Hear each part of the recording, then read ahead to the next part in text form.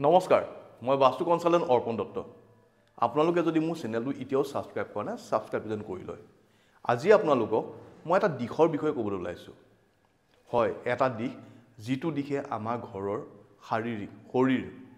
বেমাৰ আজাৰ নোহোৱা আমি সুস্থ হৈ থাকিবলৈ আমাৰ এটা দিশ আছে ঘৰখনৰ যিটো দিশ যদি আমাৰ ঘৰখনৰ ভাল হৈ থাকে আমাৰ নৰ্মেল জ্বৰ পানী লগা সবৰে হ'ব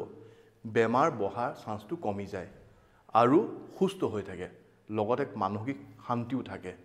সেই দিশটো হল আমাৰ ঘৰখনৰ উত্তৰ আৰু উত্তৰ পূবৰ মাজৰ এটা দিশ আছে উত্তৰ পূব নৰ্থ ইষ্ট এতিয়া সেই দিশত আমাৰ কি থাকিলে বেয়া প্ৰথম বেয়া গিটা কৈছো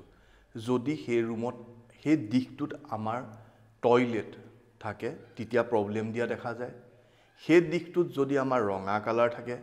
পিংক কালাৰ থাকে মেৰুন কালাৰ থাকে তেতিয়া প্ৰবলেম দিয়া দেখা যায় আৰু যদি পাকঘৰ আছে তেতিয়াও প্ৰবলেম দিয়া দেখা যায় যদি এইগিটাও নাই আপোনালোকৰ এটা ষ্ট'ৰ ৰুম আছে সেই ৰুমত আপোনালোকে যাতা বস্তু ষ্ট'ৰ কৰি ৰাখিছে